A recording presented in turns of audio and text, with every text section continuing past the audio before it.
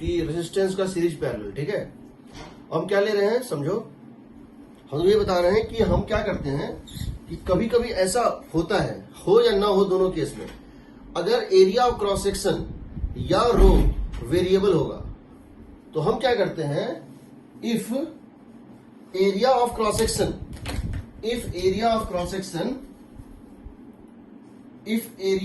Section और resistivity varies as we travel along the current, तो उस केस में हम क्या करते हैं, हमारा जो मेथड है वो क्या है, उस केस में हमारा जो मेथड होता है वो क्या होता है, तुम करंट के डायरेक्शन में किसी डिस्टेंस कहां जाओ, एक्स पे जाओ, करंट के डायरेक्शन में किसी डिस्टेंस एक्स जाओ, ठीक है, और करंट के परपेंडिकुलर एक सरफेस ले लो, कितना, एरिया ए, जो भी फंक्शन ऑफ एक्स है, और फिर स्मॉल डिस्टेंस डीएक्स ले लो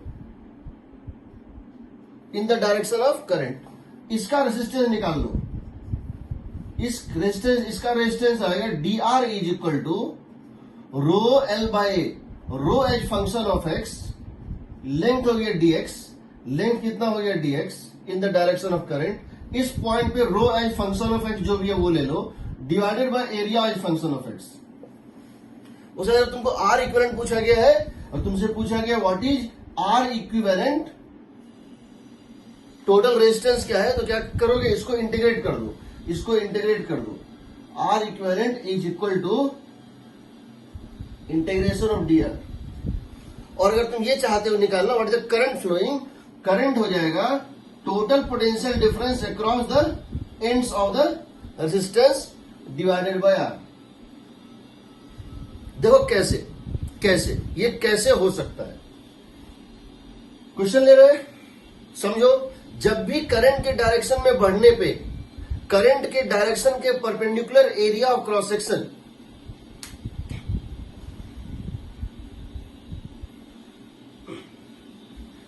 जब भी करंट के डायरेक्शन में बढ़ने पे करंट की perpendicular area of cross section change हो रहा हो, एक्सपेंड कर रहा हो, कॉन्ट्रैक्ट कर रहा हो, अगर एरिया चेंज हो रहा है, या फिर करंट के डायरेक्शन में रेजिस्टिविटी चेंज हो रही हो, this is function of x और this is function of x, तो उस केस में तुमको क्या करना पड़ेगा, आर इक्विवेलेंट निकालने के लिए इंटीग्रेट करना पड़ेगा। तरीका क्या है, किसी डिस्टेंस एक्स पे जाओ करंट के डायरेक्शन में, उसके परपेंडिकुलर, उस पॉइंट के परपेंडिकुलर, उस पॉइंट पे एक एरिया ऑफ क्रॉस सेक्शन मान लो ए, ये कितना है ए, जो फंक्शन ऑफ एक्स होगा, उसको क्या करो, फिर तुम प्लेस कर दो इसको, ये जो पतला सा सेल कटा है ना, थिन सा, इसका रेजिस्टेंस निकाल लो डी आर।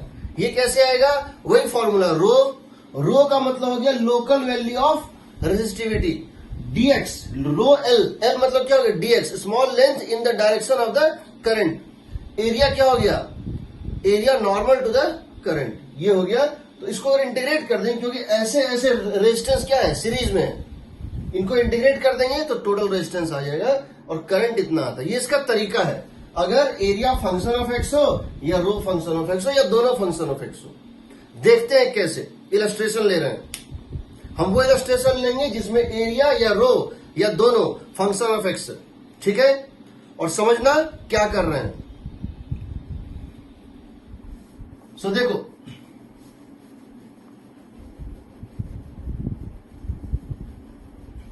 एक स्फेयर है, समझो, एक स्फेरिकल रेजिस्टेंस है, इसका मतलब क्या हुआ, स्फेरिकल रेजिस्टेंस का मतलब हुआ मेरे पास एक स्फेयर है, स्फेरिकल रेजिस्टेंस का मतलब क्या हुआ, समझो कि मेरे पास एक स्फेयर है और वो स्फेयर जो है वो इस तरह से है, कैसे है, देखो मेरे पास ये एक स्फेरिकल मटेरियल है, मेरे पास ये एक स्फेयर है, एक दूसरा स्फेयर है, ये इसका मटेरियल है, यानी एक स्फेयर के साथ एक कॉन्सेंट्रिक कैविटी है, एक स्फेयर के साथ एक कॉन्सेंट्रिक कैविटी है, इसकी रेडियस है ए, इसकी रेडियस है बी, इनर रेडियस है ए, आउटर रेडियस है बी, रेजिस्टिविटी है रो, रेजिस्टिविटी है रो। ठीक है, हम क्या कर रहे हैं, एक बैटरी का पॉजिटिव प्लेट अंदर वाले सरफेस से कनेक्ट कर रहे हैं और बैटरी का नेगेटिव प्लेट बाहर वाले सरफेस से कनेक्ट कर रहे हैं। हम एक बैटरी लेते हैं, उसके पॉजिटिव प्लेट को इनर पॉइंट ए से और उसके नेगेटिव प्लेट को आउटर पॉइंट बी से कनेक्ट करते हैं। तो क्या होगा, ये जो करंट है वो इनर स्फीयर से फ्लो करेगा, किधर, आउटर स्फीयर की तरफ। Current is going to flow like this, current is going to flow in this direction, current is going to flow from inner sphere to outer sphere, current is going to flow from inner sphere to outer sphere. Current inner से outer sphere तक flow करेगा। This is the direction of flow of current. ठीक है, क्योंकि तुमने क्या किया है, इनर को एक वोल्टेज दिया है पॉइंट ए को, आउटर को एक वोल्टेज दिया है पॉइंट बी को। इनर सरफेस से आउटर सरफेस की तरफ करंट फ्लो करेगा। हमको निकालना है कि इसका रेजिस्टेंस कितना है between A and B, inner और आउटर के बीच में इसका रेजिस्टेंस कितना है। तो हम जानते हैं कि जब ये एक्सपेंड करेगा, जब ये करंट फ्लो कर रहा है, सोचो अगर हम किसी पॉइंट पे, अगर हम करंट के परपेंडिकुलर अगर हम एरिया बनाना चाहेंगे, हम किसी पॉइंट पे करंट के परपेंडिकुलर अगर हम एरिया बनाना चाहेंगे, वो क्या बनेगा, that area is going to be a sphere. ये एक सरफेस बनेगा जो कि इसके परपेंडिकुलर है। करंट फ्लो रेडियली आउटवर्ड है, तो रेडियल 3 डायमेंशन में अगर कोई रेडियल चीज है, उसके परपेंडिकुलर सरफेस क्या बनता है, स्फीयर बनता है। ये एक स्फेरिकल सरफेस बनेगा। तो समझो, जितने सरफेस से यहां पर ये करंट क्रॉस कर रहा है, उससे ज्यादा सरफेस से यहां पे क्रॉस कर रहा है। यानी जैसे जैसे करंट क्रॉस कर रहा है ना, मूव कर रहा है ना, area perpendicular to the current, area perpendicular to the current is becoming more and more. यानी यहां पर एरिया फिक्स नहीं है, जैसे इसमें होता था सिलेंडर के केस में एरिया फिक्स होता था, एरिया क्रॉस सेक्शन यहां पर और यहां पर सेम होता था, बट यहां पर एरिया बढ़ रहा है। तो यहां पर तुम्हारे पास तरीका क्या है, go to a distance x from here. कहां से, go to a distance x from here, यहां से डिस्टेंस x पे जाओ, चले गए। यहां पर इन the direction of flow of current, direction of flow क्या है, रेडियल है, रेडियल डिस्टेंस x जाओ। उसके बाद क्या करो, यहां पर एक स्मॉल एलिमेंट लो dx, वेरी थिन, किधर, इन the direction of flow of current. Direction of flow of current में डिस्टेंस कितना लेना है, dx। हमको यहां x नहीं मानना चाहिए था, r मानना चाहिए था, radius vector small r, but वो रेजिस्टेंस के साथ कंफ्यूजन क्रिएट करेगा, इसलिए हम x लिखे हैं। नहीं तो एक्चुअली हमको यहां पे क्या लिखना चाहिए था, डिस्टेंस r, बट r से हम रेजिस्टेंस को देख रहे हैं तो हम कंफ्यूजन क्रिएट ना हो, इसलिए हम x ले रहे हैं। ये हो जाएगा एक थिन रेडियल सेल, बहुत ही पतला, बहुत पतला एक रेडियल सेल होगा और एक करंट इसमें से निकल जाएगा। इसका रेजिस्टेंस कितना होगा, इसका रेजिस्टेंस होगा dr is equal to rho L by, formula क्या होता है, रो एल बाई। रो की वैल्यू क्या लोगे बताओ, रो की वैल्यू हम लेंगे, रो की वैल्यू, अगर ये रो फिक्स्ड है, अगर ये रो फिक्स्ड है, जितने बुक्स में है क्वेश्चंस, इसमें ये रो फिक्स्ड है, एक कांस्टेंट वैल्यू है। अदरवाइज ये फंक्शन ऑफ रेडियस भी होता तो हम यहां डाल देते। अगर ये फंक्शन ऑफ रेडियस भी क्वेश्चन दिया हो तो हम यहां डाल देंगे। रो यहां फिक्स है, dl distance in the direction of current dx, area इस पॉइंट पे इनर और आउटर का एरिया लगभग सेम होगा। इसका होगा 4 पाई x स्क्वायर, इसका होगा 4 pi x plus dx square, ये हो गया 4 पाई x स्क्वायर। ये है इसका रेजिस्टेंस, ये है इस छोटे से रेजिस्टेंस का एलिमेंटल रेजिस्टेंस। ऐसे ऐसे और सेल होंगे इसके बाद, और सेम करंट सबको पार करता निकल जाएगा, सब में करंट सेम होगा, they are in series. Because such types of drs are in series, I can write r is equal to integral of dr, that becomes equal to rho into dx by 4 pi x square का integration, कहां से कहां तक, a से लेकर के b तक। r becomes equal to total resistance between a and b, total resistance across A and B becomes equal to, रो बाहर निकाल दो, 4 पाई बाहर निकाल दो, 1/x स्क्वायर का integration minus 1/x, 1/x square का माइनस 1/x, a से b means 1/a minus 1/b, यानी कि R equivalent, R between AB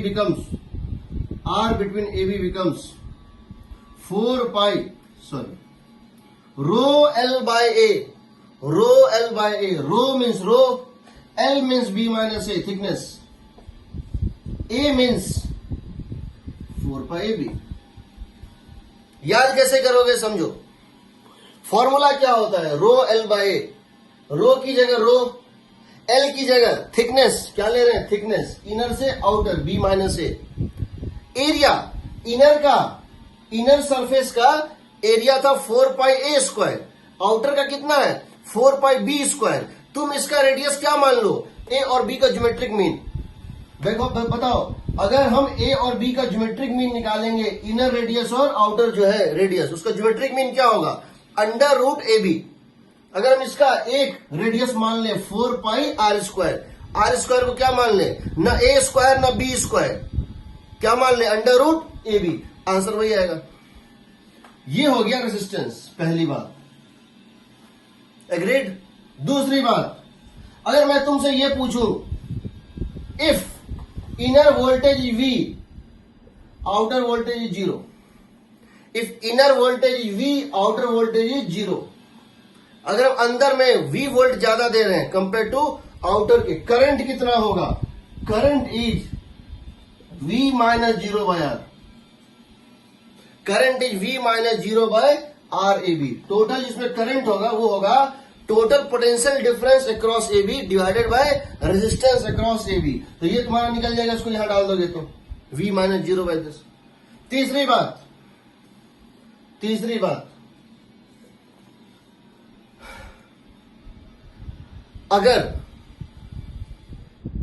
A तो है, एक कंडक्टिंग बॉल है, उसके बाहर जो मीडियम है वो इंफिनिटी तक रो है, समझो। तीसरी बात, चलो पहले यहां आओ, ये निकल गया। तीसरी बात मैं ये जानना चाहता हूं, V से लेकर 0 तक का जो पोटेंशियल ड्रॉप मिलेगा तुमको V से लेकर के 0 का जो पोटेंशियल ड्रॉप मिलेगा, जो तुमको एक किस केस में, in the case of your, जो तुमको potential drop V versus radius का जो तुमको ग्राफ मिलेगा, तुमको क्या पता है, तुमको पता है कि जब रेडियस कितनी थी A, जिस समय रेडियस की वैल्यू A है पोटेंशियल V है। देखो, जिस समय रेडियस की वैल्यू A है, इनर जो सरफेस है वहां पोटेंशियल कितनी है, V है। जब तुम्हारा रेडियस वैल्यू कितना हो रहा है, B हो रहा है, तो पोटेंशियल कितनी हो रही है, 0 हो रही है ना, यहां पोटेंशियल V है, यहां पोटेंशियल 0 है, V से 0 का ड्रॉप हो रहा है, करंट के डायरेक्शन में ड्रॉप हो रहा है। क्या ये तुमको स्ट्रेट लाइन मिलेगा, यहां ग्राफ, क्या तुमको इक्वल डिस्टेंस में इक्वल चेंज पोटेंशियल मिलेगा, क्या तुमको इक्वल डिस्टेंस, तुम यहां से यहां dx चलो या यहां से यहां dx चलो, इस सेल में और इसके बाद वाले सेल में क्या तुमको इक्वल ड्रॉप मिलेगा, क्या इस सेल में और इस सेल में, यहां से यहां जो ड्रॉप होगा, यहां से यहां जो ड्रॉप होगा इक्वल थिकनेस में, क्या वो सेम मिलेगा तुमको, ये डिस्टेंस x है, नहीं मिलेगा।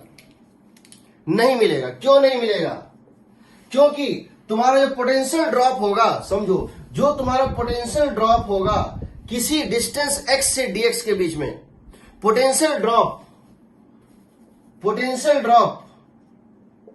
Between radius x and x plus dx, potential drop between radius x, distance x and x plus dx, that is going to be dv is equal to minus I dr।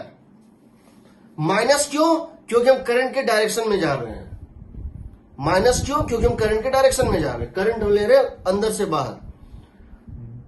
I क्यों, I सब में same होगा, चाहे तुम यहां resistance लो radial cell, या इसके बाद लो या इसके बाद लो, सब में रेजिस्टेंस क्या है, सेम है, सब में करंट सेम है, इसका रेजिस्टेंस कितना होगा बताओ, माइनस आई, आई तो सब में सेम है। ये जो डी आर है ये कितना था बताओ, रो dx bye 4 pi x square, है ना, रो dx bye 4 pi x square, ये है ना। इसका रेजिस्टेंस कितना है, एक्स से डीएक्स के बीच में, रो डीएक्स बाय 4। तो यहां से तुमको क्या मिल रहा है, देखो यहां से तुमको मिल रहा है minus dv by dx is equal to, या dv by dx is equal to, dv by dx is equal to minus I rho by 4 pi x square. यानी कि जो rate of dv by dx को क्या बोलते हैं, potential gradient, rate of fall of potential with distance. ये क्या है, dv by dx, rate of drop of potential. इसको माइनस यहां डाल दो तो हम ये कह सकते हैं the rate of fall of potential with distance is I rho by 4 pi x square. I is a constant, rho is a constant, 4 pi is a constant proportional to 1 by x square. यानी x जितना कम है, समझो x जितना कम है, rate of drop of potential उतना ज्यादा है। यानी कि एक्स जब कम होगा तो इसका स्लोप मैग्नीट्यूड में बड़ा होगा। ये ऐसा ग्राफ बनेगा, देखो क्यों बनेगा ऐसा ग्राफ, देखो यहां अगर टेंजेंट ड्रॉ करोगे स्टार्टिंग में, उसकी मैग्नीट्यूड बहुत ज्यादा है, rate of fall of potential with distance बहुत ज्यादा है। जैसे जैसे जैसे तुम बाहर जाओगे rate of fall of potential घट रहा है, क्योंकि स्लोप का टेंजेंट घट रहा है, tan थीटा का मैग्नीट्यूड घट रहा है। तो यहां पे ये स्ट्रेट लाइन तुमको नहीं मिलेगा, जो तुमको कहां मिलता था, यूनिफॉर्म रॉड में, जब एरिया भी सेम था और रो भी सेम था, क्योंकि उस केस में इक्वल डिस्टेंस में इक्वल रेजिस्टेंस मिलता था। जब इक्वल डिस्टेंस में इक्वल रेजिस्टेंस मिलेगा, जब इक्वल डिस्टेंस में इक्वल रेजिस्टेंस मिलेगा तो पोटेंशियल ग्रेडियंट स्ट्रेट लाइन होगा। जब इक्वल डिस्टेंस में रेजिस्टेंस बढ़ता जाएगा तो स्लोप बढ़ता जाएगा। जब इक्वल डिस्टेंस में स्लोप में डी आर घटता जाएगा तो स्लोप का मैग्नीट्यूड घटता जाएगा। तो यहां पर क्या होगा, ग्राफ ऐसा बनेगा, ऐसा, दिस इज, क्योंकि इसका मतलब यहां इसको क्या लिख सकते हैं, हम इसको यहां लिख सकते हैं slope is in magnitude inversely proportional to 1 by x square. अब समझो इस बात को, अगर ये 100 वोल्ट पर है, अगर इनर सरफेस 100 वोल्ट पर है, आउटर सरफेस 0 वोल्ट पर है, तो मिड पॉइंट पर, इन दोनों के मिड पॉइंट पे, मतलब a प्लस बी बाई 2, अगर इनर सरफेस 100 वोल्ट पे है, बाहर वाला 0 वोल्ट पे है, इन दोनों का मिड पॉइंट जो है a प्लस बी बाई 2, वहां पोटेंशियल 50 से कम होगा या 50 से ज्यादा होगा, क्योंकि यहां से यहां तक ड्रॉप ज्यादा हो रहा है, यहां से यहां तक ड्रॉप 50 से ज्यादा हो रहा है। टोटल ड्रॉप कितना होना है 100, बट हाफ डिस्टेंस में हाफ से ज्यादा ड्रॉप हो रहा है, तो 50 में 60 का ड्रॉप करा दो, 100 में 60 का ड्रॉप करा दो, 40 बचेगा ना, समझ रहे हो। क्या करो, यहां से यहां में समझो, इनर हाफ का रेजिस्टेंस ज्यादा है कंपेयर टू आउटर हाफ के, इनर हाफ का रेजिस्टेंस ज्यादा है कंपेयर टू आउटर हाफ के। पहली बात ये समझ लो, इनर हाफ का रेजिस्टेंस ज्यादा है, आउटर हाफ का रेजिस्टेंस कम है, ठीक है। इसीलिए इनर हाफ में जो चेंज होगा, चाहे इंक्रीज हो या डिक्रीज, यहां तो डिक्रीज हो रहा है क्योंकि यहां पे 100 से हम जा रहे हैं, इनर हाफ में चेंज का मैग्नीट्यूड ज्यादा होगा और टोटल चेंज फिक्स है 100। तो मान लो इनर में 50 से ज्यादा होगा चेंज, कुछ भी वैल्यू मान लो, 60 मान लो, इनर से यहां तक जाओगे तो ड्रॉप जो है 50 से ज्यादा का हो रहा है। या अगर आउटर से इनसाइड जाओगे तो राइज करेगा, इनर में राइज कम होगा, आउटर में राइज कम होगा, इनर में राइज ज्यादा होगा, क्योंकि रेजिस्टेंस ज्यादा है, करंट सेम है। तो यहां पे राइज कम कराओ, 0 से 40 होगा, तो ये 50 से कम आएगा। पहली बात, मिड पॉइंट पे पोटेंशियल समझ लो, इन दोनों के मिड पॉइंट पर पोटेंशियल, इन दोनों के मिड पॉइंट पे यहां पर जो पोटेंशियल निकालोगे, ठीक है ना, जो भी है यहां जो पोटेंशियल निकालोगे तो वो जो है v/2 से कम आएगा, a प्लस b/2 पे निकालोगे वो v/2 से कम आएगा। दूसरा, जिस पॉइंट पे पोटेंशियल 50 होगा, अगर ये 100 है, ये 0 है, जिस पॉइंट पे पोटेंशियल 50 होगा वो सेंटर के लेफ्ट में, मतलब वो इनर सरफेस के नजदीक होगा कि आउटर के नजदीक होगा? इनर सरफेस के नजदीक होगा, बिल्कुल। अब तुमको क्या करना है, अगर तुमको एग्जैक्ट यहां पे चाहिए 50 वोल्ट मिड पॉइंट वोल्टेज, अगर तुमको मिड पॉइंट वोल्टेज चाहिए यहां पे, तो तुमको क्या करना पड़ेगा? अगर तुमको चाहिए कि मिड पॉइंट का वोल्टेज यहां 50 वोल्ट चाहिए, तो तुमको रेजिस्टेंस इक्वेट करना पड़ेगा। और रेजिस्टेंस इक्वेट करने के लिए जिसकी एरिया कम है, जिसकी एरिया कम है उसके लेंथ को भी कम करना पड़ेगा, तो वो नजदीक होगा इसके। ठीक है, ये तो क्वालिटेटिव हो गया क्वेश्चन। हम अगर क्वांटिटेटिव पूछना चाहते हैं कि बताओ किस पॉइंट पे पोटेंशियल 50 होगा, तो क्या करोगे? हम चाहते हैं किस पॉइंट पे पोटेंशियल इन दोनों का मिड पॉइंट वैल्यू होगा पोटेंशियल का, तो क्या करोगे? तुमको क्या करना है? इसको इंटीग्रेट करो a से x तक, इसको इंटीग्रेट करो a से x तक, a से लेकर कहां तक? x तक, इनर से लेकर x तक, रेजिस्टेंस आएगा R1। फिर इसको इंटीग्रेट करो कहां? x से b तक आएगा R2, दोनों को इक्वेट कर दो। समझ रहे हो? हमको क्या करना होगा? हमको इनर रेजिस्टेंस और आउटर रेजिस्टेंस इक्वल करना। बेसिकली हमारा पर्पस क्या होगा? अगर हम ये जानना चाहते हैं 100 यहां, 0 यहां, 50 वोल्ट कहां पर होगा, इसका मतलब बेसिकली हम ये जानना चाहते हैं वो कौन सा पॉइंट है, इसका मतलब बेसिकली हम ये जानना चाहते हैं ये पॉइंट अगर A है, ये पॉइंट अगर A है और ये पॉइंट अगर B है, A है 100 पर, B है 0 पे, तो अगर हम यहां 50 चाहते हैं, बेसिकली हम दोनों रेजिस्टेंस को इक्वल चाहते हैं, क्योंकि इक्वल रेजिस्टेंस में वो मिड पॉइंट वैल्यू होता है।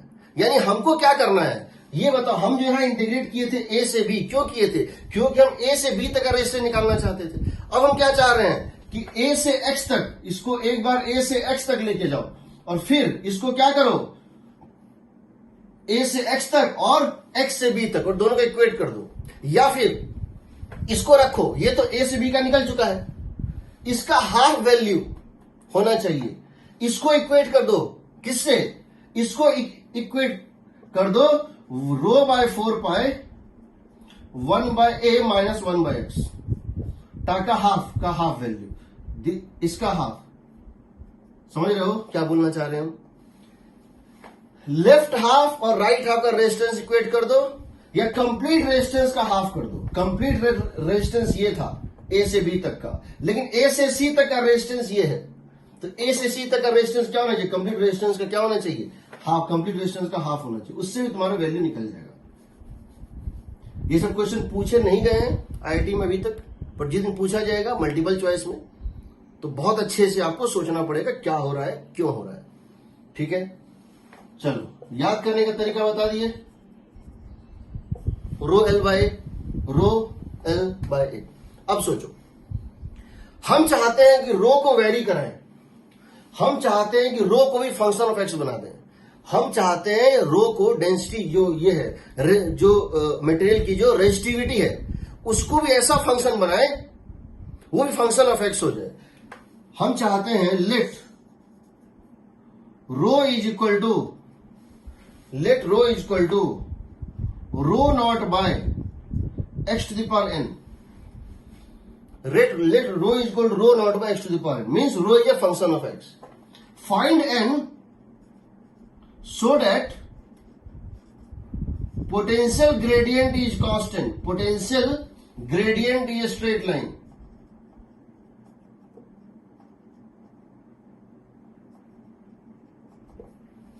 तो क्या करेंगे? अब क्या करना है? यहां ये तो dx होगा ही होगा, ये तो 4π² होगा ही होगा। इसको एक काम करो, rho into x to the power n कर दो। तुम क्या चाहते हो कि हर dx पे, तुम क्या चाहते हो कि हर dx पे तुमको रेजिस्टेंस सेम मिले, यही ना?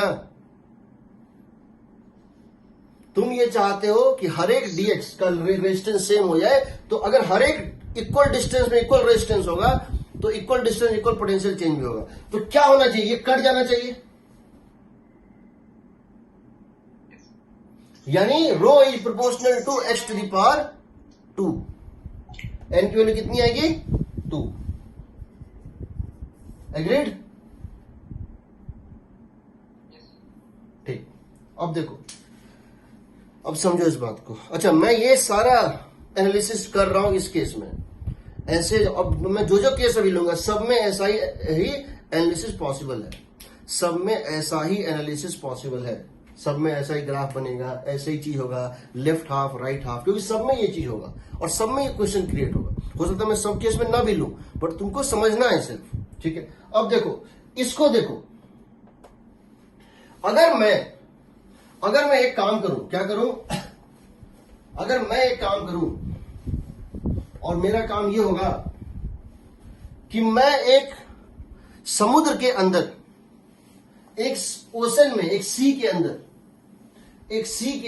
अंदर, यानी इनफाइनाइटली वास्ट मीडियम के भीतर एक बॉल को डिप कर दूं, एक कंडक्टर को डिप कर दूं। मैं क्या करूं? ऐसा करूं, क्या करूं कि ये एक समुद्र है, ये एक सी है, यानी इनफाइनाइटली वास्ट मीडियम है, समझो, यानी ये इनफाइनाइटली वास्ट मीडियम है। इसके अंदर मैं एक आयरन बॉल, एक कंडक्टिंग बॉल को डिप कर देता हूं, इसके अंदर मैं एक कंडक्टिंग बॉल को डिप कर देता हूं, परफेक्टली कंडक्टिंग बॉल, और ये जो है इसकी रेडियस है a, और इस मीडियम की रेसिस्टिविटी है, इस मीडियम की रेसिस्टिविटी है रो। इसकी रेजिस्टेंस कितनी होगी? What is the resistance of this ball? What is the resistance offered by this ball? Means मैं ये पूछना चाह रहा हूं, मैं अगर यहां पे एक बैटरी कनेक्ट कर दूं और इसको अर्थिंग कर दूं, मैं दोनों चीज पूछ सकता हूं। मैं या तो सिर्फ ये पूछ सकता हूं find the resistance of this ball. ये बॉल एक इनफाइनेटली वास्ट मीडियम में डुबाया हुआ है, जिसकी रेजिस्टिविटी रो है, इस बॉल की रेडियस से है, और मैं यहां V वोल्ट का बैटरी लगा दूं। मैं दोनों चीज पूछ सकता हूं, find the resistance of this ball, first thing. Second thing, what is the current supplied by this volt में, ये दिस बैटरी, दोनों चीज सेम ही है। तो समझो, अगर यहां B टेंडिंग टू इंफिनिटी हो जाए, क्योंकि इसका जब बॉल का आउटर रेडियस क्या होता था, इनर A से लेके आउटर B तक मटेरियल था। क्या था? इनर A से आउटर B तक मटेरियल था। हमने अभी जो इंटीग्रेट किया था, इनर रेडियस था A, आउटर रेडियस था B। अगर B बढ़ते बढ़ते कहां पहुंच जाए? इनफाइनाइट पे। When B tends to infinity, ये टर्म हो जाएगा 0, या यहां लगा दो limit B tends to infinity, you would get rho by 4 pi, rho by 4 pi. This is the resistance. इसकी रेसिस्टेंस है R equivalent is equal to कितनी? Rho by 4 pi A। कितनी है? Rho by 4 pi. हम ये मान के चलते हैं it's outer plate is at infinity, ठीक है? इसीलिए अगर हमको पूछा जाएगा करंट कितना सप्लाई होगा, तो क्या लिख देंगे? V माइनस 0, क्यों ये इसका मतलब भी इंफिनिटी है, बता चुके हैं। ग्राउंड और इंफिनिटी सेम होता है। V minus 0 by rho by 4 pi. One of the Irodov questions, ठीक है? हम इसको बाद में फिर बताएंगे। रो बाय 4 पाई एक आइसोलेटेड स्फीयर जो किसी मेटल में डिप किया हुआ है और इनफाइनाइट तक उसका दूसरा कहीं टर्मिनल है ही नहीं, सरफेस, उस मेटल के सरफेस से लेके इनफाइनाइट तक एक रो भरा हुआ है, तो भले ही मीडियम का एक्सटेंट इनफाइनाइट है, बट रेजिस्टेंस उसका फाइनाइट होता है। दूसरी बात, इरोडोव का ही वन ऑफ द क्वेश्चंस, जो हम बाद में जिस दिन इरोडोव लेंगे उस दिन बताएंगे। इरोडोव का ही वन ऑफ द क्वेश्चंस वो क्या है? वो ये है, और हम उसको दूसरे मेथड से बना सकते हैं, बट हम इसको आज पहला मेथड बता रहे हैं। हम इसको करंट डेंसिटी वेक्टर से बनाएंगे, J sigma is equal to J dot E। देखो, ये है एक क्वेश्चन, ये भी एरोड्रोम का ही है। ये एक बॉल है, ये दूसरा बॉल है, दोनों बीच में सेपरेशन लार्ज है, दोनों बीच में सेपरेशन जो है वो लार्ज है, ठीक है। इसकी रेडियस ए है, इसकी रेडियस भी ए ही है, they are large separation.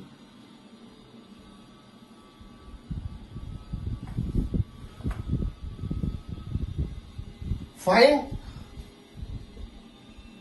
Are equivalent. R equivalent निकालो, या हम उसको यही पूछ सकते हैं, एक बैटरी को हम कनेक्ट करने इस तरह से, find the current supplied by the battery, find the current supplied by the battery. तो समझो ये रो है, इसकी और इन्फिनिटी के बीच में एक है, इसका नाम दे दो पॉइंट ए, इसका नाम दे दो पॉइंट बी, ठीक है। तो देखो ए से लेकर के इन्फिनिटी के बीच में, ए से लेकर के इन्फिनिटी के बीच में एक रेजिस्टेंस है। इसका एक प्लेट कहां है, इसका एक एंड कहां है, ए पर, दूसरा कहां है, इन्फिनिटी पे। इसका बताओ एक एंड कहां है, बी पर, दूसरा कहां है, इनफाइनाइट पे। इसका बताओ एक कहां है, बी पे, दूसरा कहां है, इनफाइनाइट। इनफाइनाइट तो दोनों के लिए कॉमन है, इनफाइनाइट तो दोनों के लिए क्या है, कॉमन है। तुमने तो यहां पे सिंपली क्या किया, दोनों सीरीज में। सो आर इक्विवेलेंट कितना आ जाएगा, R1 plus R2, R1 plus R2। क्योंकि दोनों का रेडियस ए दिया हुआ है, एरोड्रोम में दिया है, बट पॉसिबल है कि ये ए हो, ये 2a हो, या ये ए हो, ये बी हो, जो भी है। तो तुमको पता है ये rho by 4 pi plus rho by 4 pi, that will come to rho by 2 pi. और अगर करंट पूछा गया, ये करंट कितना सप्लाई करेगा, ये करंट कितना सप्लाई करेगा, that current would become potential difference V divided by R equivalent, ठीक है। You can get it, no problem, ठीक है। चलो, कोई डाउट? रो बाय 4 पाई याद रखना, ठीक है। फिर हम निकलवाएंगे बाद में, इसका हम यूज करेंगे बहुत जगहों पे, ठीक है। चलो, so now we are coming to दूसरा केस। इसी में दूसरा केस लेते हैं, इसमें दूसरा केस लेते हैं जिसमें कि एरिया वेरी करेगा, जिसमें कि एरिया वेरी करेगा, और वो होगा टैपर्ड कंडक्टर। क्या चीज, ट्रैपर्ड फ्रस्टम वाला कंडक्टर जो होता है, मटेरियल जो होता है, इस तरह से होता है। केस 2 ऐसे है, ऐसे है,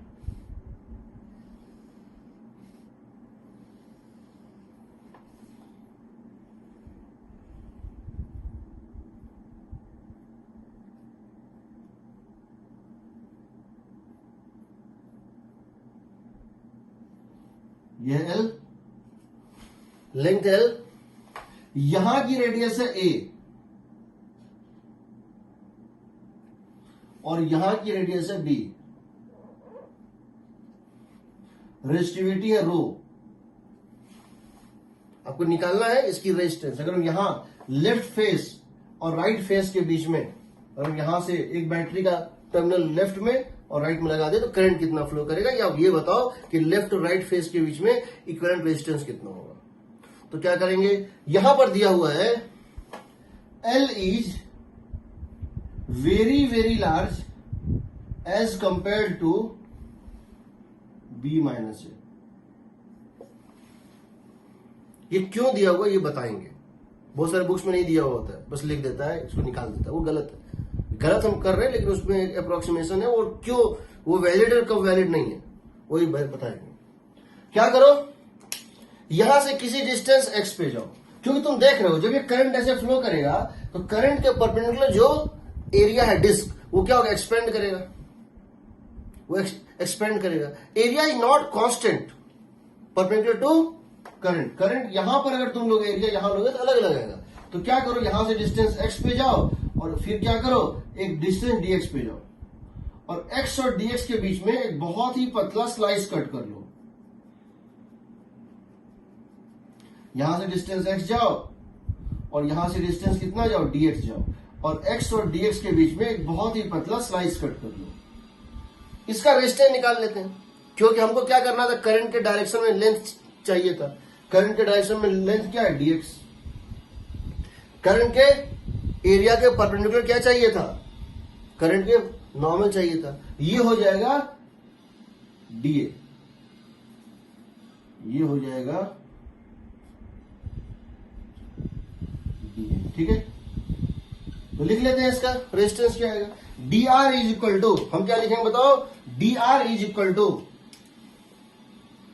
रो, रो अगर फंक्शन ऑफ एक्स है तो फंक्शन ऑफ एक्स लिखेंगे, यहां फंक्शन ऑफ एक्स नहीं दिया है तो लिख दो रो, रो एल, एल का मतलब क्या हो गया डीएक्स, एरिया हो जाएगा pi into R square, where R is the radius at this point. इस पॉइंट पर, इस पॉइंट पे अगर इसकी रेडियस कितनी है, आर है, इस पॉइंट पर अगर इसकी रेडियस आर है, क्योंकि रेडियस तो बढ़ रही है ए टू बी, रेडियस तो इंक्रीज कर रही है ए टू बी, बट इस पॉइंट पे लोकल वैल्यू ऑफ रेजिस्टेंस अगर आर है तो ये ले लो आर, ठीक।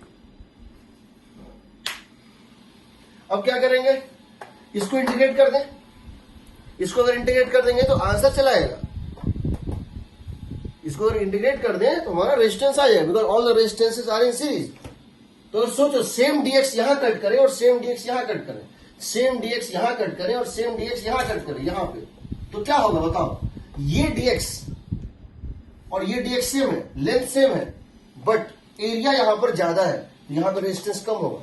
For same distance resistance here is lesser, therefore the rate of drop of potential with distance dv by dx, dv by dx यहां क्या होगा, कम होगा, यहां क्या होगा, ज्यादा होगा, ठीक है। शुरू में रेट बहुत फास्ट गिरेगा, बहुत हाई रेट के साथ पोटेंशियल का ड्रॉप होगा, जैसे तुम दूर जाओगे तो घटेगा।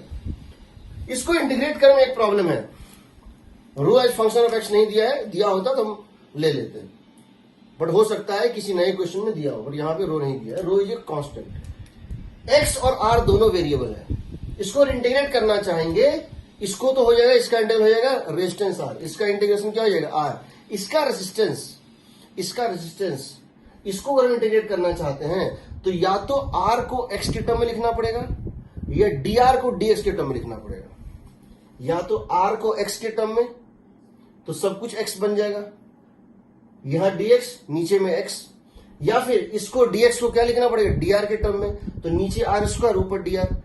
अगर हम उन दोनों से निकल जाएगा, फर्क ये पड़ेगा कि अगर हमने एक्स के टर्म में लिखा है, अगर हमने एक्स के टर्म में लिखा है और एक्स के टर्म में इसको इंटीग्रेट करेंगे तो 0 से एल तक करेंगे इंटीग्रेट, और अगर आर के टर्म में करेंगे तो ए से बी तक करेंगे। तो जरा एक काम करते हैं, आर और एक्स में रिलेशन निकालते हैं।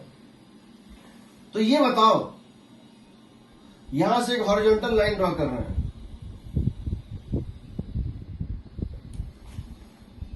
ये जो बड़ा वाला ट्रायंगल दिख रहा है कौन सा, ए बी सी, और ये जो ट्रायंगल दिख रहा है ए पी क्यू, तो ट्रायंगल ए बी सी और triangle A P Q similar है, ट्रायंगल ए बी सी और ट्रायंगल ए पी क्यू क्या है, सिमिलर है।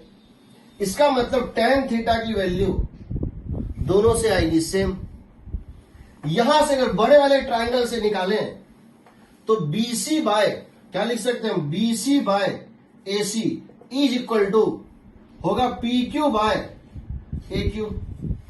देखो BC by AC is equal to PQ by AQ implies BC का मतलब है B माइनस A। BC का मतलब कितना है, देखो टोटल हाइट यहां B और यहां कितनी है A, B माइनस A, ये लेंथ कितनी है B माइनस A, ये टोटल लेंथ कितनी है L is equal to PQ। यहां पर रेडियस कितनी है, इस पॉइंट पे रेडियस कितनी है R, और ये कितनी थी A, R माइनस A, ये डिस्टेंस कितनी होगी R माइनस A, ये हो जाएगा R माइनस A, और ये लेंथ क्या है, कितना माने थे x, यहां से क्या लिए थे डिस्टेंस x, तो यहां से आएगा R is equal to A plus y is equal to mx plus c, y is equal to mx, क्योंकि वैसे भी radius is a straight line fashion of radius varies in a uniform manner, so radius is equal to straight line equation of x। यहां check कर लो, x equal to 0 दोगे तो आएगा a है भी, x इक्वल टू 0 पे radius क्या था a,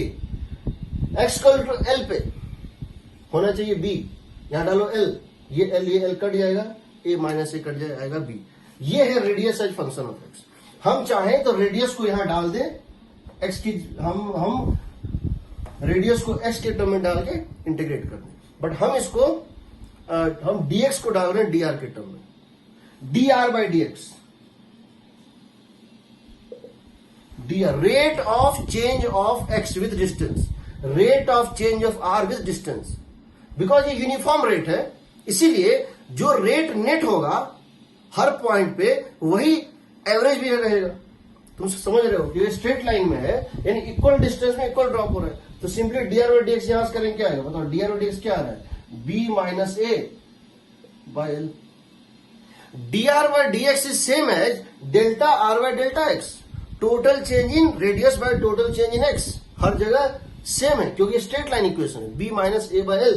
तो यहां से क्या करो, dx को निकाल लो, यहां से dx क्या आएगा बताओ, ये हो जाएगा rho by pi are square, dx की जगह क्या डालेंगे, l इंटू डी आर, कितना l into d r, dx को हम यहां से dx निकाल रहे हैं in terms of dr, l into d r by b minus a, I think I am right, l into d r by b minus.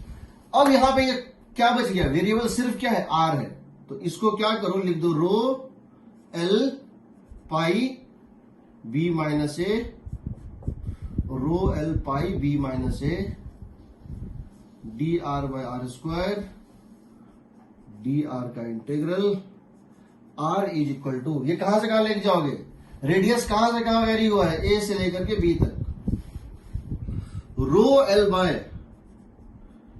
Pi into b minus a, 1 by a minus 1 by b, that is equal to r is equal to rho l b minus a cut जाएगा by pi A B. ठीक है, ये resistance है यहां से यहां तक का। यहां भी एक ट्रिक है याद करने का, rho L by A, formula क्या होता है, rho L by a, row L मतलब है टोटल थिकनेस एल, ए न पाई ए स्क्वायर न पाई बी स्क्वायर। यहां पर जब ये एंटर किया था करंट लेफ्ट एंड पे, वहां पे रेडियस क्या था ए, एरिया क्या था पाई ए स्क्वायर, यहां कितना था पाई बी स्क्वायर, यहां कितना आ रहा है पाई ए बी। यानी अगर ये यूनिफॉर्म सिलेंडर होता जिसकी रेडियस, अगर हम इसकी यूनिफॉर्म सिलेंडर कर देते जिसकी रेडियस क्या होती, geometric mean of A and B under root A B, तो क्या होता pi under root A B का स्क्वायर। अगर यूनिफॉर्म वो रहता सिलेंडर तो क्या करते, area of cross section is equal to pi are square, R को ना ए लो ना बी लो, ना पाई ए स्क्वायर ना पाई बी स्क्वायर, पाई ए बी मीन्स ज्योमेट्रिक मीन। वही स्फीयर में भी हुआ था, वही स्फीयर में भी हुआ था, टोटल थिकनेस यहां लिए थे बी माइनस ए, यहां लिए तो 4 पाई न ए स्क्वायर न बी स्क्वायर ए बी। पहली बात ये हो गया resistance left to right end, ठीक पहली बात। दूसरी बात वही सब चीज तुम कर सकते हो, अगर ये 100 वोल्ट पर है, ये 0 वोल्ट पर है, तो इसका अगर तो रो अगर कांस्टेंट है तो ग्राफ कुछ इस टाइप से बनेगा, अगर रो कांस्टेंट है तो इसका ग्राफ कुछ इस टाइप से बनेगा। कैसे बनेगा जी बताओ, left end to right end, ऐसे नहीं गिरेगा, left end to right, potential versus distance का जो ग्राफ होगा वो 100 से 0 तक नहीं जाएगा, वो ऐसे जाएगा। शुरू में स्लोप ज्यादा होगा, शुरू में rate of fall of potential ज्यादा होगा, बाद में घटेगा। जितना दूर जाओगे रेजिस्टेंस थिकनेस वाइज घटते जाएगा और ये होगा।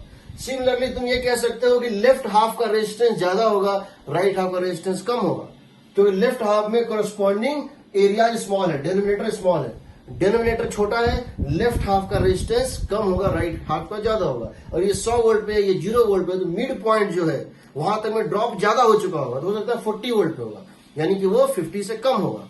उसी तरह से अगर तुम वो जानना चाहते हो किस पॉइंट पे 50 वोल्ट होगा, ये 100 है ये 0 है, वो इसके कहीं लेफ्ट में लाई करेगा। कहां लाई करेगा, लेफ्ट में लाई करेगा। और वो कहां लाई करेगा समझ लो, अगर तुम इसको इंटीग्रेट करो ए से एक्स तक तो यहां आएगा ए, यहां आएगा x.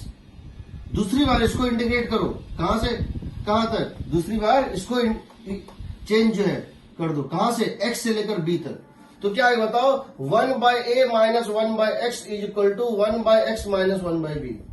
This is the x at which the resistance is half before that, half after that. हम ये जानना चाहते हैं इसको हम कहां से कहां तक इंटीग्रेट करें कि हमारा x a से लेकर x तक का इंटीग्रेशन वही आए जो x से लेकर b तक का है। तो a से x तक करेंगे तो यहां a यहां x, तो 1/a माइनस 1/x। और जब x से b तक करेंगे तो यहां 1/x, यहां 1, यहां तुम निकाल सकते हो वो कौन सा पॉइंट है जहां पे पोटेंशियल इन दोनों का जो मिड पॉइंट पोटेंशियल होगा। ये सब क्वेश्चन, हेलो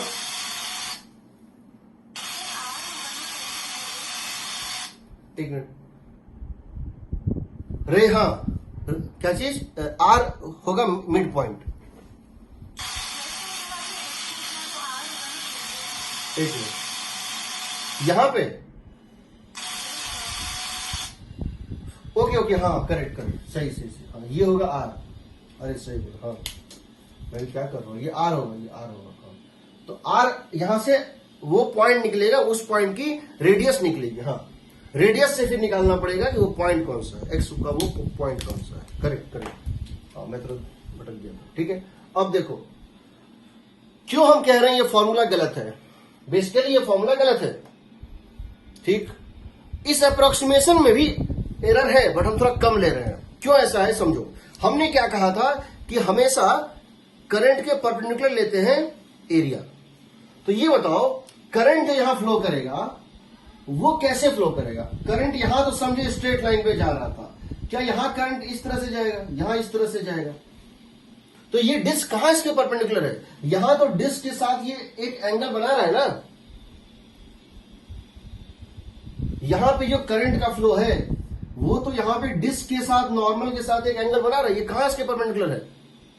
होना ये चाहिए था, क्या होना ये चाहिए था कि ये जो लेफ्ट का सरफेस है वो एक स्फेयर का पार्ट होना चाहिए था। यानी वो थोड़ा सा उसमें क्या होना चाहिए था, इस तरफ होना चाहिए था, इस तरह से ऐसा होना चाहिए, डिप्रेशन होना चाहिए था यहां पे, क्योंकि ये स्फेयर का पार्ट होना चाहिए, ये फ्लैट नहीं होना चाहिए। उसी तरह से यहां का भी जो सरफेस है वो ऐसे बनना चाहिए था, तब ये वैलिड होता, तब ये वैलिड होता। देखो फॉर्मूला वही आ रहा है जो स्फेयर में था।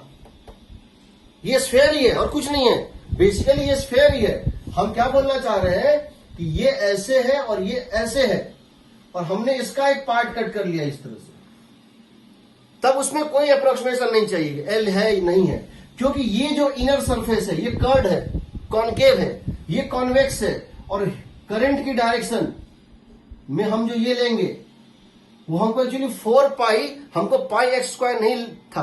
We do not need to take 4 pi x square, we have to take 4 pi are square का वो फ्रैक्शन। बट हम क्या कर रहे हैं, इस फ्लैट को हम ये मान रहे लगभग ये परपेंडिकुलर है, जो कि गलत है। फिर भी हम इसको बचने के लिए हम ये कह रहे हैं ये इतना कम है एंगल की, इसको नेग्लेक्ट कर दो। Because if R is, if L is, और एल जो है अगर b माइनस ए का चेंज बहुत कम है, समझो b माइनस ए का चेंज नेग्लिजिबल है, तो तुम मान सकते हो कि लगभग नॉर्मल है, बट नॉर्मल कभी नहीं होगा। एक्चुअली में ये होना चाहिए था, होना क्या चाहिए था, इनर सरफेस ऐसे कर्ड, आउटर सरफेस ऐसे कर्ड, और ये हर सरफेस ऐसे जो कर्ड लेना था। हमको ये एरिया लेना था, ना कि ये, हमको डिस्क नहीं लेना था, हमको पार्ट ऑफ स्फेयर लेना था जो कि कर्ड हो और हर पॉइंट पे उस रेज के साथ, उस 3 डायमेंशनल रेज के साथ नॉर्मल हो, ठीक है। क्योंकि यहां जो बनेगा करंट वो डाइवर्जिंग बनेगा, यहां से जो करंट बनेगा वो क्या बनेगा, डाइवर्जिंग बनेगा। उस करंट के नॉर्मल एरिया क्या होना चाहिए, स्फेयर का पार्ट होना चाहिए था, डिस्क का पार्ट नहीं होना चाहिए था, इसलिए गलत है। लेकिन अगर क्वेश्चन पूछा जाएगा और नहीं भी दिया होगा तो और कोई रास्ता नहीं है, वैसे एग्जैक्टली ये गलत है, ठीक है, समझो। अब देखो एक और केस ले रहे हैं, सिलेंडर के केस में क्या होगा। सिलेंडर के केस में क्या होगा, तुम जो भी चीज यहां सीख रहे हो वो सब तुमको हीट कंडक्शन में वैलिड है। कहां पे वैलिड है? कंडक्शन ऑफ हीट, सब कुछ वैलिड होता वहां पे। सो देखो, ये एक सिलेंडर है,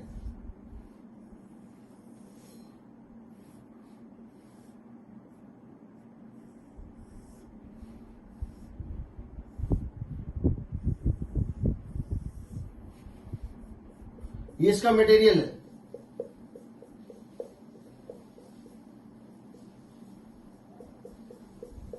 ये इसका मटेरियल है, ठीक है।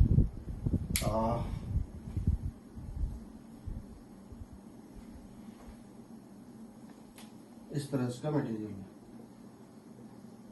ठीक है ना। तो ये जो मटेरियल है इसकी रेजिस्टिविटी है रो, इनर रेडियस है ए, आउटर रेडियस है बी, इनर रेडियस से आउटर रेडियस से बी। समझो, अगर हम ऊपर और नीचे बैटरी लगाएं और ऊपर के सरफेस में एक बैटरी लगाएं, नीचे एक बैटरी लगाएं, then no need of integration. क्योंकि अगर करंट ऊपर से नीचे फ्लो करेगा तो करंट को एरिया हमेशा सेम मिलेगा। कितना? पाई b square minus A square. अगर करंट ऊपर से नीचे फ्लो करता तो यहां पे भी इसको वही मिलता जो सब जगह मिलता। कितना? पाई b square minus pi a square. तो उस केस में तुम सिंपली क्या करते, यहां पर अगर लेंथ एल है, इनर रेडियस ए है, आउटर रेडियस बी है, रेजिस्टिविटी रो है, टॉप टू बॉटम फ्लो में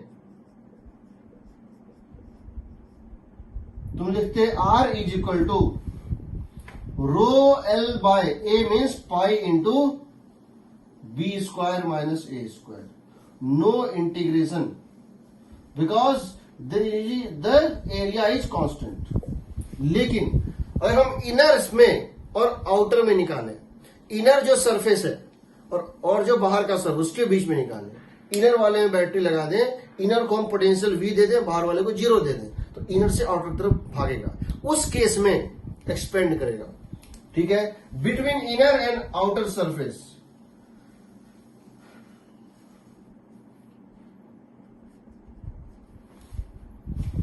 dr is equal to rho L by, ये तो फॉर्मूला होता है, रो एल बाय होता है। तो देखते हैं, अगर बाहर से, अगर इनर सरफेस से लेकर के और इनर सरफेस से लेकर आउटर की तरफ जाएगा तो क्या होगा। देखो, जब तुम यहां से कहां जाओगे, जब तुम यहां से यहां तक जाओगे,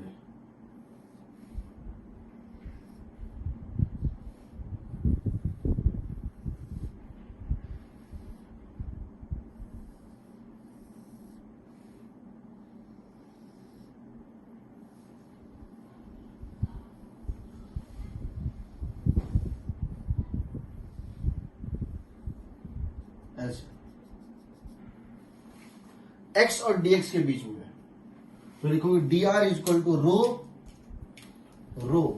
रो हम फंक्शन अभी कांस्टेंट ले रहे हैं, वैसे फंक्शन ऑफ रेडियस भी दे सकता है।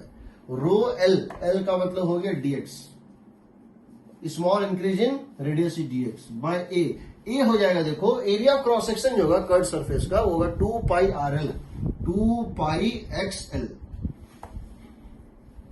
2 पाई RL 2 पाई XL। ठीक है, अब क्या करो, ऐसे ऐसे रेजिस्टेंसेस सीरीज में होंगे, इसको इंटीग्रेट कर दो। आ जाएगा R is equal to rho by 2 pi L।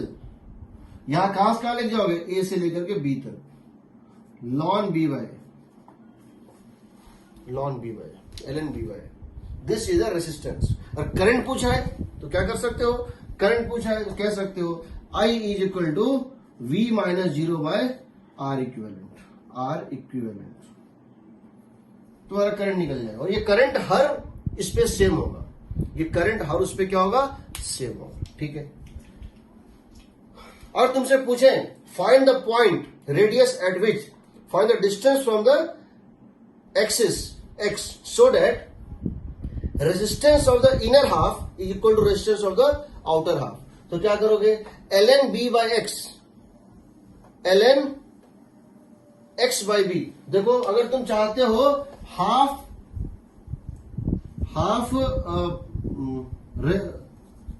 Resistance, half resistance point. अगर तुम चाहते हो हाफ रेसिस्टेंस पॉइंट, किस पॉइंट पे रेजिस्टेंस हाफ होगा, तुम लिखोगे L N x by A is equal to L N B by x. यानी एक्स कितना है ये बताओ, under root A B. X by A is equal to B by x, so x equal to under root A B. उस point पे, उस geometric mean पे, जैसे ये मान लो 3 सेंटीमीटर है, ये 12 सेंटीमीटर है, इनर रेडियस 3 सेंटीमीटर है, आउटर जो है रेडियस 12 सेंटीमीटर है, तो under root of 3 centimetre into 12 centimetre 6 centimetre पे तुम्हारा मिड पॉइंट होगा रेजिस्टेंस का। यानी 3 से लेके 6 तक वही रेजिस्टेंस होगा, 3 से लेके 6 तक वही रेजिस्टेंस होगा जो 6 से लेकर के 12 तक होगा। समझ रहे हो? है सब जगह जियोमेट्रिक मीन पे ही आता है। अभी तक तो आ रहा है, इसीलिए ऑप्शंस में याद रखना ज्योमेट्रिक में बड़ा इंपॉर्टेंट है। ठीक है, देखो फिजिक्स एक ऐसा टॉपिक है, सब लोग सेम ही चीज पढ़ते हैं और क्वेश्चन इसी से क्रिएट किया जाता है। ऐसा कोई नया चीज नहीं क्रिएट होगा, इसी से क्वेश्चन हमको बनाना है। एक पेपर सेटर को इसी से क्वेश्चन बनाना है। वो क्या सोच सकता है, हम उसको भले सॉल्व ना करें, बट अगर हमने ये सोच लिया है कि वो ऐसा सोच सकता है, हमारे मन में ये एनालिसिस है, तो हम वो क्वेश्चन बना देंगे, चाहे वो जिंदगी में पहली बार क्यों ना बना रहे हो। बट ये सोच जो है कि वो कैसे हो रहा है, उसकी मैकेनिज्म क्या है, ये हमारे पास रहनी चाहिए।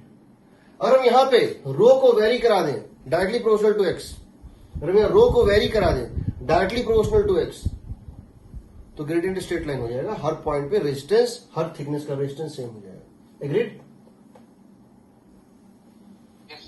ठीक है, चलो और इसमें इक्वेशन भी निकाल सकते हैं। अच्छा, इन सारे केसेस में एक और चीज मैं तुम्हें बताना चाह रहा था, मैं भूल भी गया था और हो सकता है मैं फिर उसको करूंगा बाद में, ना भूल जाओ इसलिए बता दे रहा हूं। ऐसे किसी भी केस में जो हमने अब तक लिया है जहां रेजिस्टेंस वैरी हो रही थी, और मैं तुमसे पूछूं heat produce per unit length, क्या पूछूं? Heat produce per unit length compare करने, समझो। हीट प्रोड्यूस्ड और पावर डिसिपेटेड, इसको लिख रहा हूं मैं, पावर डिसिपेटेड। ठीक है,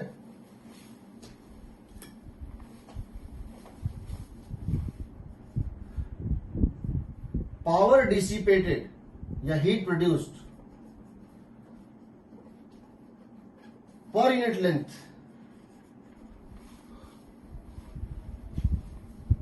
along the heat flow, इसको कंपेयर करने बोलेगा तो क्या करोगे? अगर क्वेश्चन में कहीं स्टेटमेंट वगैरह में है तो याद रखना, डीपी होता है I square d are. DP होता है आई स्क्वायर डी आर, किसी एक पर्टिकुलर रेजिस्टेंस डी आर में जो पावर प्रोड्यूस हो रहा है। I square d r means rho as function of x, rho as function of x, rho L by d x by area as function of x. So dp by d x, power produce per unit length is equal to I square, जो कि same है, rho as function of x, a as function of x. यानी इसके ratio पे depend करेगी, और इसका ratio constant है तो equal power is produce per unit length. अगर इसकी रेशियो इंक्रीज कर रही है तो मीन्स इट इज, अगर ये इंक्रीज कर रही है तो more power is produced per unit length, और अगर डिक्रीज कर रही है तो less power is produced as x increases. ठीक है, ये हम कर सकते हैं। ठीक है, कोई डाउट? ठीक, चलो।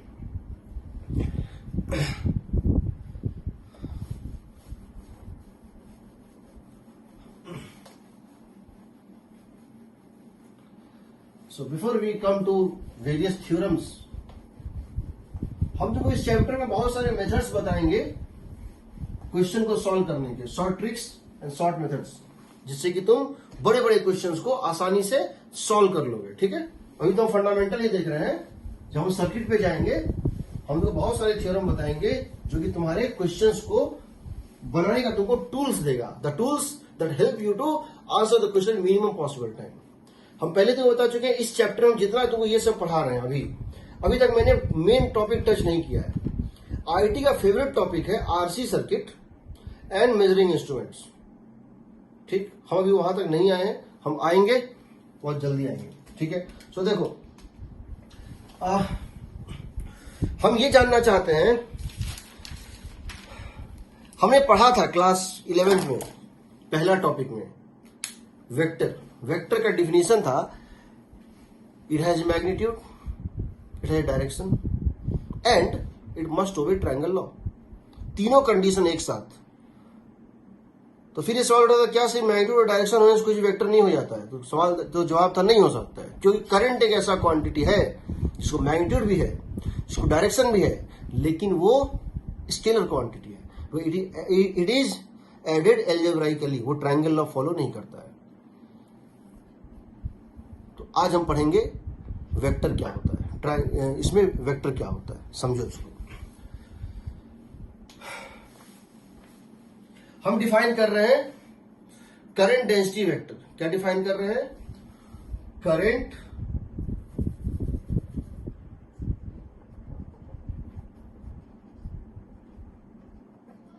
या उसके पहले हम एक काम करते हैं, हम सबसे पहले ये समझते हैं करंट फ्लो कैसे करता है, किसी कंडक्टर में, किसी मटेरियल में करंट फ्लो कैसे करता है। ठीक है, let us see how current flows in a particular material. हम ये जानने की कोशिश करेंगे कि करंट किसी मटेरियल में कैसे फ्लो करता है। ठीक है, तो देखो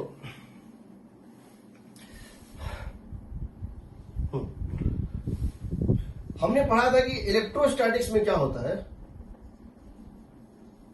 इन इलेक्ट्रोस्टैटिक्स हमने ये पढ़ा था कि इन इलेक्ट्रोस्टैटिक्स ऐसा होता था,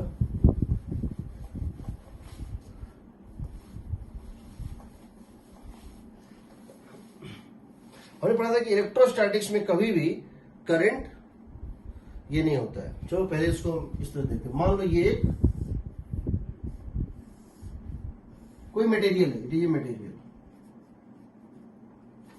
it consist of fixed positive charges, it consists of fixed positive charges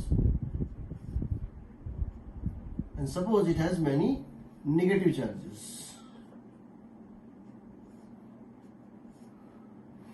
इसमें बहुत सारे नेगेटिव चार्जेस हैं, minus E, minus E, minus ई।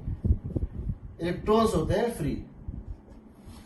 कोई इलेक्ट्रॉन यहां जा रहा है, कोई इधर जा रहा है, कोई उधर जा रहा है, कोई इधर जा रहा है, कोई इधर जा रहा है।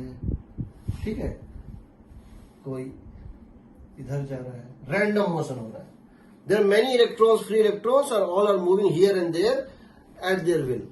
ये एक ब्राउनियन मोशन की तरह है, या कह सकते हो ये एक किस्म का जो है गैसियस मोशन की तरह। जिस तरह गैस के मॉलिक्यूल इधर उधर घूमते रहते हैं, टकराते रहते हैं, उस तरह ये भी चलते रहते हैं। ठीक है, इसमें क्या है कि ये लोग चल रहे हैं। ठीक है, तो रैंडम ब्राउनियन मोशन होता है, इसको हम क्या बोलते हैं? मटेरियल है। इसमें मटेरियल है और तुमने क्या किया इसमें without field, without applied field, तुमने इसमें फील्ड अप्लाई नहीं किया है। फील्ड जब तुमने इसमें अप्लाई नहीं किया, ये रैंडम मोशन करते हैं। हम कहते हैं ये है ith पार्टिकल की वेलोसिटी। क्या है? वी आई। ये ith पार्टिकल की वेलोसिटी है। तो ये इस केस में होता क्या है? वी एवरेज, एवरेज वेलोसिटी होती है 0। It behaves like electron gas. कैसा बिहेव करता है? Electron gas. गैसेस के केस में, जो गैसियस मॉलिक्यूल के केस में एवरेज वेलोसिटी कितनी होती है? गैसियस मॉलिक्यूल्स के केस में एवरेज वेलोसिटी क्या होती है, कितनी होती है? अगर मोलर मास m है, टेम्परेचर T है, गैस कांस्टेंट R है, कितना कितना होता है? 8 RT/πm अंडर रूट ना। गलत, गलत। वो एवरेज स्पीड होता है। वो होता है average of mod of velocity. Mod of average of velocity 0 होता है। Average of mod of velocity, समझो इन दोनों में फर्क होता है। V1 का देखो, mod of V1 plus mod of V2/2 average speed होता है। क्या होता है? Average speed. केमिस्ट्री वाले तो कुछ भी यूज कर देते हैं, फिजिक्स केमिस्ट्री मतलब उनको तो वो तो मतलब वेलोसिटी और स्पीड का मतलब ही नहीं समझते, कुछ भी बोल देते हैं। एवरेज स्पीड होता है ये होता है इनफाइनाइट सैंपल स्पेस के लिए, काउंटिंग नंबर सैंपल स्पेस के लिए नहीं, √8 RT/πm। लेकिन V1 प्लस V2 ये क्या है? Average of mod of velocity. ये क्या है? Mod of average velocity. ये 0 आता है। किसी भी गैसियस मॉलिक्यूल के केस में हर डायरेक्शन एक जैसा होता है।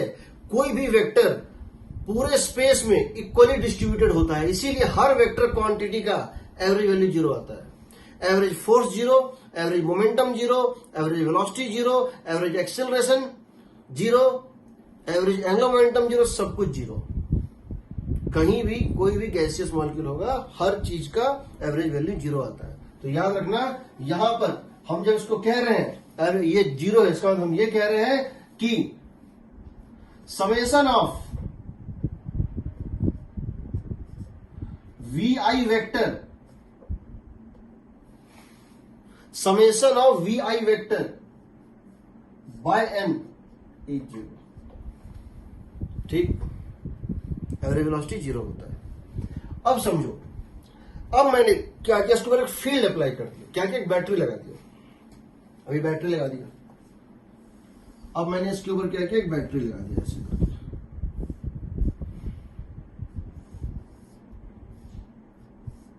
इस बैटरी ने क्या किया? इसके अंदर एक फील्ड क्रिएट किया। कैसे किया? क्रिएट किया यहां से यहां तक। इस बैटरी ने इसके अंदर एक फील्ड क्रिएट किया E। किसने क्रिएट किया? बैटरी ने, E एक्सटर्नल। तो ये जो इलेक्ट्रॉन था, अभी भी ऐसे तो ये जा रहा था। अभी मान लो कोई इलेक्ट्रॉन था जो ऐसे जा रहा था। पहले इसकी स्पीड थी VI, ऐसे थी। इसको मैं U लिख रहा हूं, U एवरेज। इसको मैं लिख रहा हूं U average, UI initial velocity का मीन वैल्यू। इसको मैं कह रहा हूं UI। तो ये ऐसे जा रहा था शुरू में। जैसे तुमने फील्ड अप्लाई किया, ये क्या होगा? ये पैराबोलिक पाथ पे घूम जाएगा। ये पैराबोलिक पाथ पे घूम जाएगा, क्योंकि इसको जाना था, इसका एक्चुअल वेलोसिटी था ये उस समय जब फील्ड तुमने अप्लाई किया। बट ये क्या होगा? पैराबोलिक पाथ पे घूम जाएगा। क्यों घूम जाएगा? क्योंकि यहां परपेंडिकुलर लग रहा है। कोई होगा इस टाइप से, वो भी पैराबोलिक पाथ पे जाएगा। कुछ स्ट्रेट पे जाएंगे, बाकी सब पैराबोलिक पे जाएंगे, और वो घूमेंगे। तो इसको एक एक्सेलरेशन मिलेगा जो कि यूनिफॉर्म एक्सेलरेशन है। इसकी वजह से हर acceleration of every particle is same in both magnitude and direction. कितना? -EE by mass of electron. ये होगा ना, this is constant same acceleration for all particles. सबके लिए अप्लाइड फील्ड सेम है, सबके लिए चार्ज सेम है, सबके लिए मास सेम है। तो ये इस तरह घूमेगा, कोई उस तरह घूमेगा। तो होगा क्या? हम लिख सकते हैं, फिर ये घूमेगा, चलेगा, फिर जाएगा कहीं टकराएगा। टकराने के बाद क्या होगा?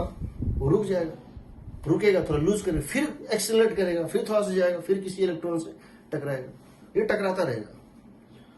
तो हम लिख सकते हैं, किसी पर्टिकुलर इलेक्ट्रॉन को पकड़ लो, किसी एक पर्टिकुलर इलेक्ट्रॉन को लेकर, तो हम लिख सकते हैं VI is equal to UI plus AIT।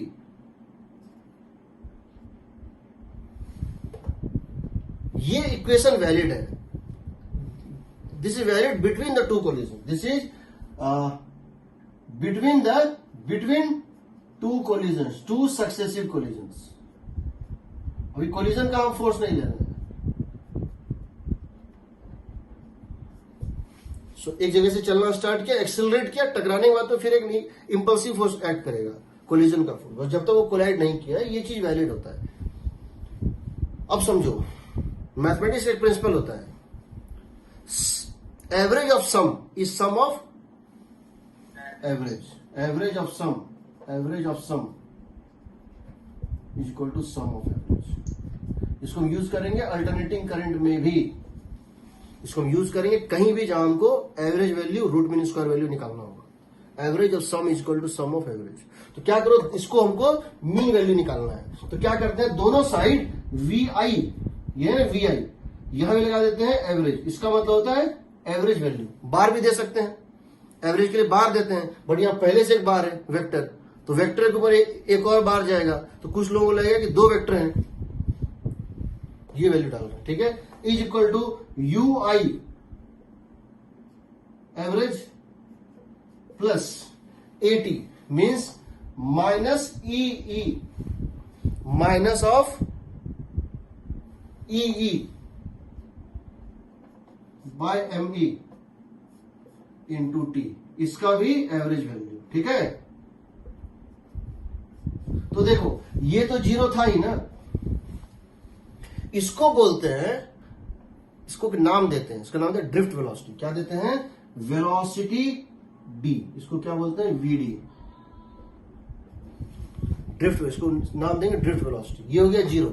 ये बताओ minus e constant, e external constant, m e constant, बचा क्या, एवरेज वैल्यू ऑफ टी। मतलब क्या है, दो कोलिजन के बीच का, दो कोलिजन के बीच का हो सकता है, कोई कोलिजन 0.1 सेकंड में हो रहा है, कोई 0.02 सेकंड में हो रहा है, 0.03 में हो रहा है, कोई 0.001 में हो रहा है, क्योंकि सबका गैप अलग अलग है, रैंडम फंक्शन है। बट सारे जो गैप है, टाइम इंटरवल है, एक पार्टिकल जो दो कोलिजन को उसके बीच का टाइम इंटरवल है, उसका एक एवरेज वैल्यू को हम बोलते हैं एवरेज रिलैक्सेशन टाइम। क्या बोलते हैं, ये हो गया टी का एवरेज वैल्यू।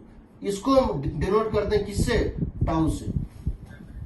टाउ का मतलब है the average time between two successive collisions. क्या होता है, समझो, टाउ इज इक्वल टू, इसको हम बोलते हैं, तो अगर हम यहां इसको टाउ डाल दें तो ये कितना हो जाए बताओ, यहां से आएगा तुम्हारा वीडी इज इक्वल टू, समझो यहां से आएगा VD is equal to minus E external by M E into tau. इस टाउ को हम बोलते हैं एवरेज रिलैक्सेशन टाइम। ये होता है average time between two successive collisions.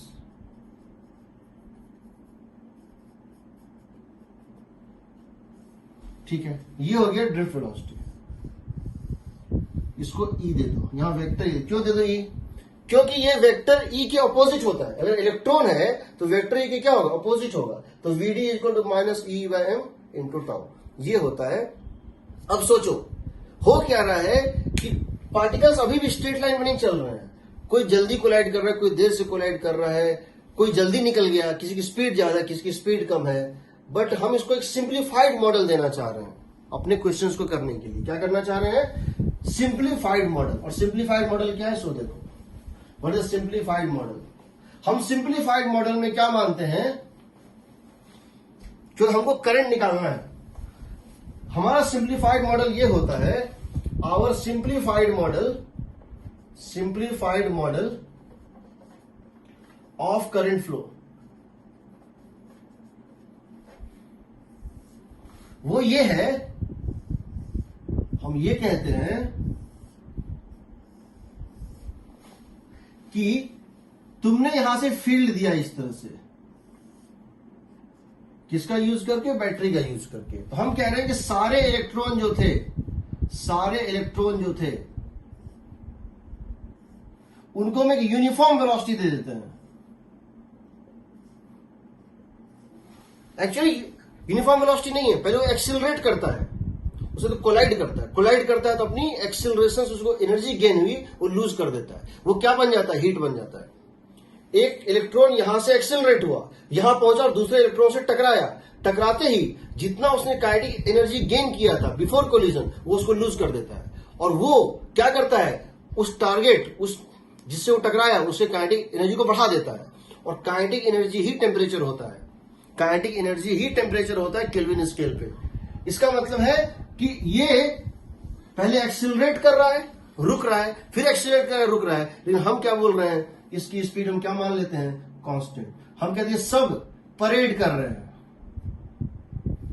क्या कर रहे हैं, परेड कर रहे हैं कांस्टेंट स्पीड से, फील्ड के अपोजिट। उसको क्या नाम देते हैं, वीडी। हम सारे इलेक्ट्रॉन को यूनिफॉर्म स्पीड दे देते हैं कि वो वीडी से चल रहे हैं, या इसको प्रोटॉन बना के हम इसको राइट कर सकते हैं। फील्ड हमने इधर से इधर दिया था, इलेक्ट्रॉन इधर से इधर जा रहा है, तो हम क्या बोलेंगे, करंट इधर फ्लो कर रहा है। कितना फ्लो कर रहा है, इधर करंट फ्लो कर रहा है। So current is flowing in this direction, field applied. अब क्या होगा समझो,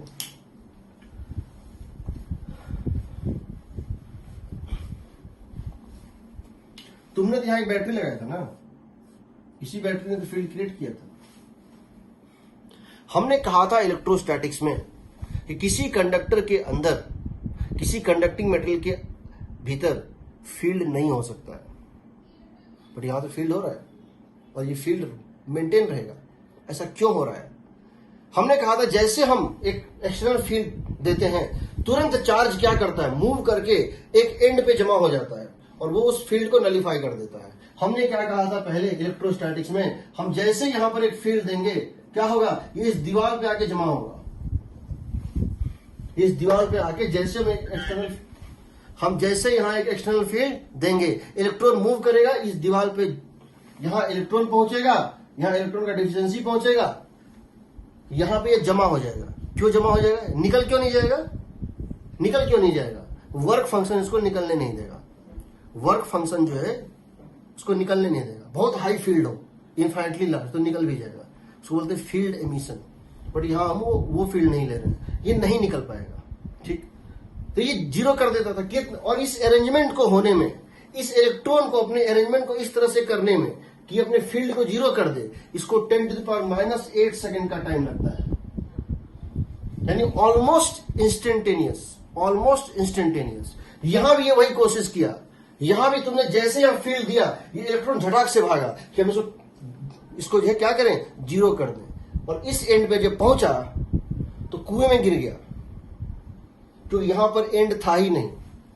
फिर आया दौड़ के, फिर यहां आया, इसको कभी दीवार मिलेगा ही नहीं।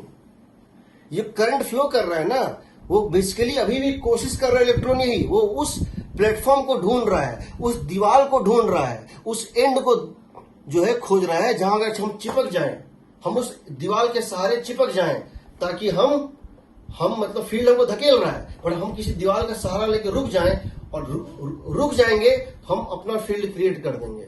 वो इसीलिए यहां से दौड़ लगाता है, यहां का इलेक्ट्रॉन दौड़ लगाता है, यहां पहुंचता है, पर जब यहां पहुंचता है इसको दीवार नहीं मिलता है, इसको कुआं मिलता है, इस कुएं में गिर जाता है, फिर ये लूप बना के वापस वहीं पहुंच जाता है। ये दीवार ढूंढ रहा है, ये इसको दीवार कहीं मिलेगा ही नहीं। इसीलिए इलेक्ट्रोडायनेमिक्स में जब लूप बन जाता है, समझो, जब लूप बन जाता है और एक सोर्स ऑफ बैटरी होता है, और ये कर क्या रहा है, ये कर क्या रहा है, ये तो वेलोसिटी मेंटेन है। हमने इसको क्या दिया, एक सिंप्लीफाइड मॉडल दे दिया, ये वीडी है।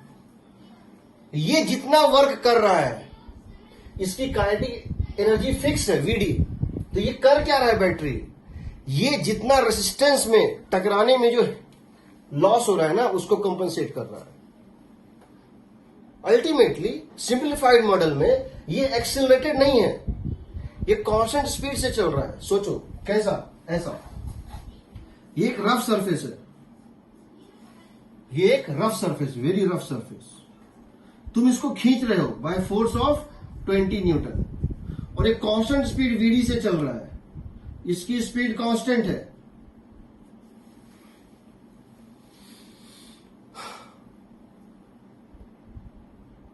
ठीक है, तुम इसकी स्पीड कांस्टेंट है।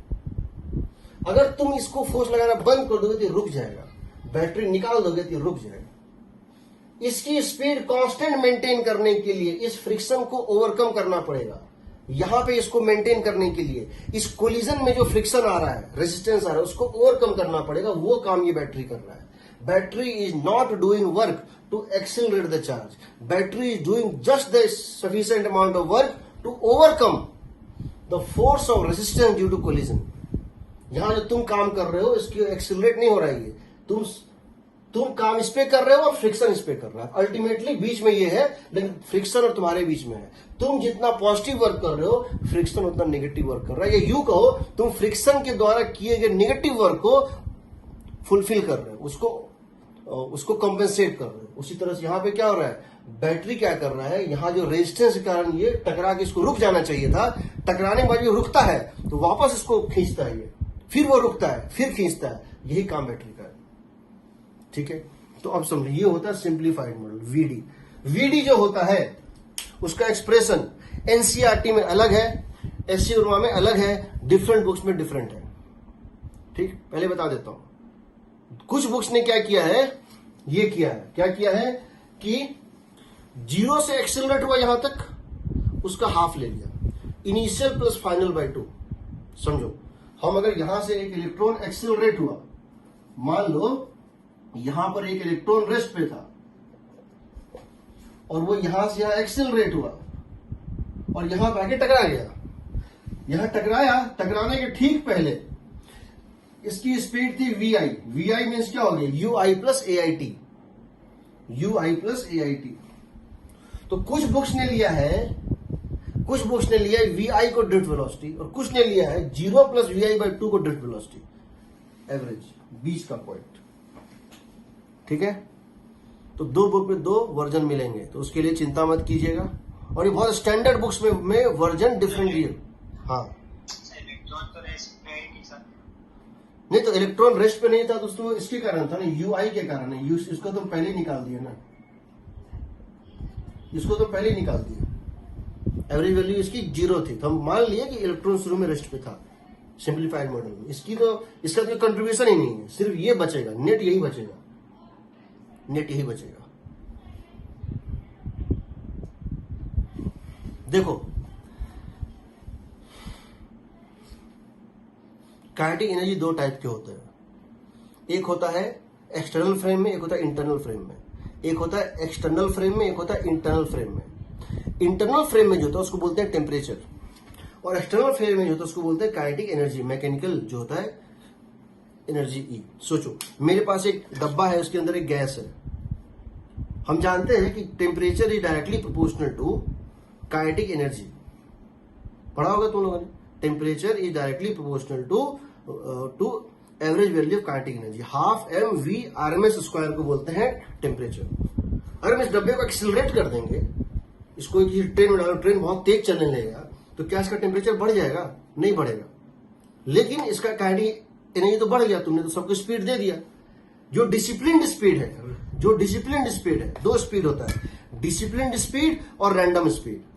जो स्पीड तुमने सबको दे दिया है, हर मॉलिक्यूल को जो तुमने जो स्पीड दिया है, उसकी वजह से टेम्परेचर नहीं बढ़ता है। उसी तरह से जो रैंडम है, इसके सेंटर मास फ्रेम में जो रैंडम वेलोसिटी, कोई उधर कोई इधर कोई इधर, उसको बोलते हैं टेम्परेचर। सिमिलरली यहां पर जो इसका टेम्परेचर है वो उसका यू आई है, यू आई का एवरेज वैल्यू कहलाता है टेम्परेचर। वी आई का, इसका ए आई और टी, ए आई इंटू टी का एवरेज वैल्यू कहलाता है ड्रिफ्ट वेलोसिटी। इसका एवरेज वैल्यू रैंडम, सोचो तुम जब ये एक्सेलरेशन दे रहे हो, इस सबको दे रहे हो, ये रैंडम नहीं है, ये डिसिप्लिन्ड है। Disciplined velocity, disciplined acceleration current create करता है। रैंडम वेलोसिटी करंट क्रिएट नहीं करता है, टेम्परेचर क्रिएट करता है। तो ये जो तुम लिख रहे हो ना वी आई, तो कुछ बुक्स में दिया है 0 प्लस वी आई बाई 2, लेकिन हम यहां पे क्या लिए हैं, simply V I into T. हम मतलब इसको ही माने ड्रिफ्ट वेलोसिटी। कुछ बुक्स में इसका हाफ दिया है, तो कंफ्यूज मत होना, ठीक है।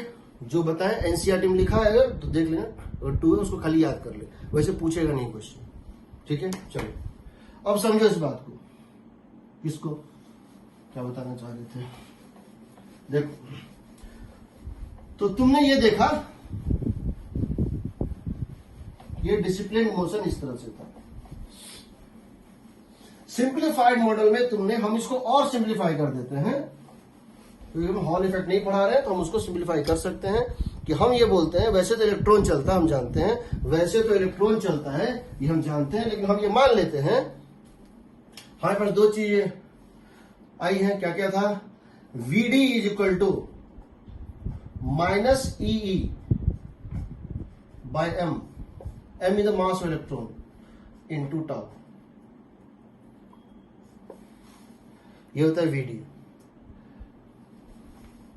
हम इसको सिंप्लीफाइड और करना चाहें तो हम पॉजिट्रॉन मान लें, हम पॉजिटिवली चार्ज इलेक्ट्रॉन मान लेते हैं।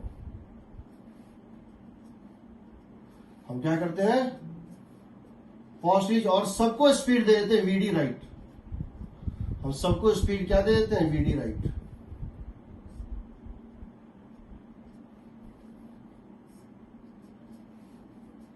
ठीक है,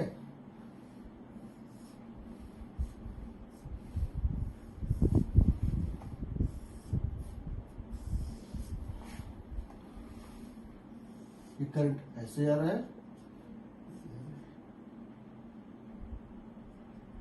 ठीक है,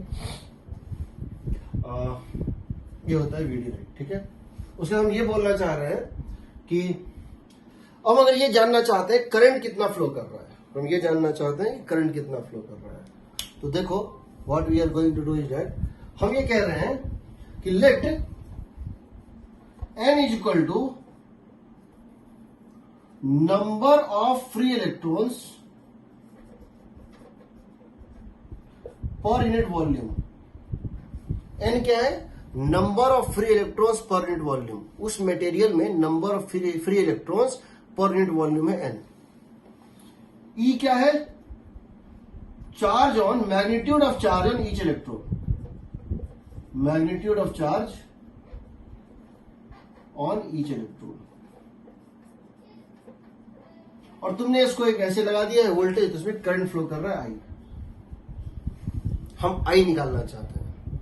हम क्या करते हैं, हम कहते हैं कि मान लेते हैं कि यहां पर हम यहां एक सेक्शन लेते हैं, यहां पर हम एक क्रॉस सेक्शन लेते हैं, और हम ये जानना चाहते हैं इस क्रॉस सेक्शन के थ्रू पर यूनिट टाइम कितना चार्ज पार कर जाएगा, इस क्रॉस सेक्शन के थ्रू पर यूनिट टाइम कितना चार्ज इसको क्रॉस कर जाएगा। ठीक है, तो हम क्या करते हैं, हम कहते हैं स्मॉल टाइम dt में, स्मॉल टाइम dt में ये यहां से यहां तक में देखो, ये यहां से यहां तक स्वीप करेगा। स्वीप का मतलब समझो, जब हम किसी को डाउनलोड करते हैं, जब किसी को डाउनलोड करते हैं या विंडोज में, तो उसमें एक होता है जो कि ग्रीन कलर का बढ़ता जाता है, हम कहते हैं वो स्वीप कर रहा है, वो स्वीप कर रहा है, कितना परसेंट अभी डाउनलोडिंग बचा हुआ है, कुछ उस टाइप से। तो ये मान लो यहां तक था, यहां से यहां तक था, और ये थोड़ा सा मूव करके यहां तक पहुंच गया, ऐसे करके। यानी इसके थ्रू ये स्वीप कर गया, ये स्वीप करके इसमें से पार करके निकल गया। तो कैसे करेंगे, हम लिखते हैं I is equal to D Q by D T. D Q का मतलब है number of free electrons per unit volume, number of free electrons per unit volume into charge on each electron. What is this, इस quantity को क्या बोलोगे, इस quantity क्या बोलेंगे, इसको बोलोगे free charge per unit volume. This is the free charge, amount of charge present per unit volume, number of electrons free, number of electrons per unit volume into charge on each electron, number of electrons free per unit volume into charge of each electron. This is charge per unit volume, this bracket whole is charge per unit volume.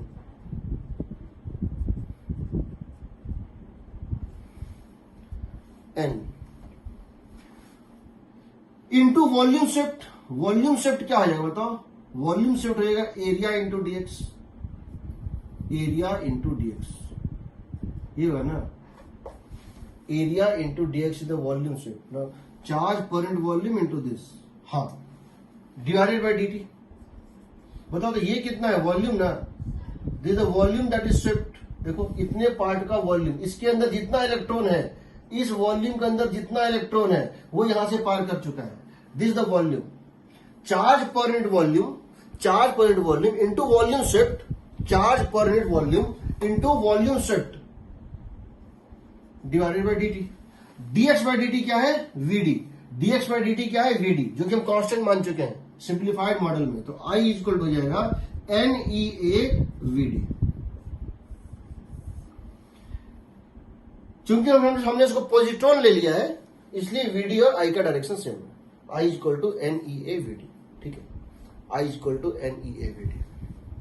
Number of free electrons per unit volume, charge on each electron, area cross section, VD की direction current की उल्टी होगी अगर electron मान रहे हैं तो electron ही रहता है, फ्लो तो क्या करता है, इलेक्ट्रॉन ही करता है. अब समझो, बिकॉज ये मटेरियल की प्रॉपर्टी है, ये मटेरियल की प्रॉपर्टी है,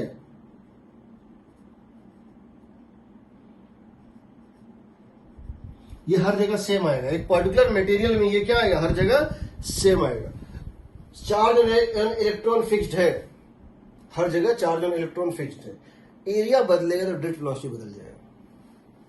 समझो, ये है तुम्हारा एक मटेरियल, ऐसे करके, ये है एक मटेरियल ऐसे करके, ये यहां पर है, ये यहां पर है. करंट इसमें कुछ ऐसे फ्लो कर रहा होगा.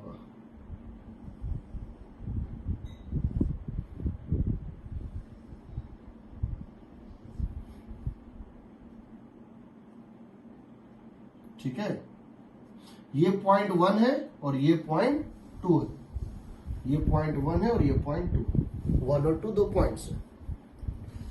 तुम जानते हो चार्ज कंजर्व्ड है, charge can not be created, it can not be destroyed. तो जितना चार्ज इस सेक्शन से स्वीप करेगा, एंटर करेगा, उतना ही यहां से निकलना चाहिए. स्टेडी स्टेट में क्या होता है, जितना चार्ज यहां से एंटर करेगा उतना ही यहां से निकलना चाहिए. नहीं तो एज 1 से 2 के बीच में कहीं ना कहीं चार्ज डिस्ट्रॉय हो रहा है या चार्ज क्रिएट हो रहा है, दैट इज नॉट पॉसिबल. तो जितना चार्ज यहां से एंटर करेगा उतना ही, यानी कि I1 is equal to I2. Current same आएगा, करंट सेम आएगा, सीरीज है, करंट हर जगह सेम. जितना चार्ज यहां से फ्लो करेगा उतना यहां से फ्लो करेगा. इसका मतलब N1 E1 A1 V1 is N2 E2 A2 V2. But N into A तो कांस्टेंट है, मटेरियल भी सेम है, ये पूरा सेम मटेरियल का बना है, और E भी सेम है. इसका मतलब है A1 V1 is equal to A2 V2. Equation of continuity, जहां एरिया ऑफ क्रॉस सेक्शन कम होगा, जहां एरिया ऑफ क्रॉस सेक्शन कम होगा, वहां पे करंट की बराबरी करने के लिए, जहां एरिया ऑफ क्रॉस सेक्शन ज्यादा था वहां पे करंट की बराबरी करने के लिए यहां स्पीड अपने आप बढ़ जाएगा. जहां एरिया ऑफ क्रॉस सेक्शन कम था, वहां जहां एरिया ज्यादा था वहां पे जितना वॉल्यूम स्वीप करेगा उतनी वॉल्यूम यहां भी स्वीप करना चाहिए. इसका मतलब यहां पर अगर यहां से यहां स्वीप किया था सेम टाइम dt में, तो यहां पे यहां से यहां स्वीप करेगा, कंपनसेट होगा. A1 V1 equal to A2, equation of continuity जो हमने बर्नौलीज थ्योरम में पढ़ा था. A1 V1 equal to A2 V2. Similarly अगर हम बात करें यानी कि जब यहां से यहां ये पहुंचेगा V1 से V2, ये एक्सेलरेट कर जाएगा. बताओ यहां इसकी स्पीड कितनी थी V1, यहां स्पीड कितनी है V2. तो पता चल रहा है एरिया बिकॉज यहां पर कम है, because A1 is more than A2, because A1 is more than A2, therefore V1 is less than V2. यानी V1 से V2 तक ये इलेक्ट्रॉन एक्सेलरेट कर जाएगा. कौन एक्सेलरेट करेगा इसको, कौन इसको एक्सेलरेट करेगा? हम तो पहले सिंप्लीफाइड मॉडल में बता चुके हैं, ये तो कुछ कर नहीं पाएगा, ये तो वेलोसिटी मेंटेन रख रहा था. इसके अंदर एक चार्ज का एक्यूमुलेशन होगा, इसके अंदर चार्ज जमा होगा. जहां भी कोई चीज स्लो पड़ता है उसको स्पीड अप करने के लिए, और जहां कोई किसी स्पीड ज्यादा होती है उसको स्लो डाउन करने के लिए चार्ज का लेयर बनता है. वो बताएंगे क्या होता है. A1 और A2 ये होता है. यहां पे अब ये समझ लो. सिमिलरली एक क्वांटिटी डिफाइन करेंगे नेक्स्ट क्लास में, जे को बोलते हैं current density vector, current per unit area, so बोलते हैं करंट डेंसिटी वेक्टर. एक वेक्टर होता है और क्या होता है, कैसे होता है, नेक्स्ट क्लास में बताएंगे. करंट डेंसिटी वेक्टर ये जो होगा ये होता है करंट पर यूनिट एरिया. तो करंट तो दोनों जगह सेम है, यहां और यहां सेम है, एरिया यहां क्या है, ज्यादा है, इसीलिए हम कह सकते हैं J1 is less than J2. क्या कह सकते हैं, J1 is less than J2. ठीक है, चलो बाकी हम नेक्स्ट क्लास में बताएंगे कि रेजिस्टिविटी कहां से निकलता है, रेजिस्टिविटी का कंसेप्ट क्या है, टेम्परेचर का इफेक्ट क्या पड़ता है, क्यों पड़ता है, फिर हम सर्किट सॉल्विंग करेंगे. आई थिंक हमको 2 से 3 क्लास लगेगा, पूरा 2 या 3 क्लास में पूरा थ्योरी बता देंगे. उसके बाद हम लोग जो है आरसी सर्किट उसके तुमको जहां से जो क्वेश्चन बनाना मुझे कोई दिक्कत नहीं। ठीक है, कुछ क्वेश्चन हम आज भेज देंगे ग्रुप पे बनाने के लिए। ठीक है,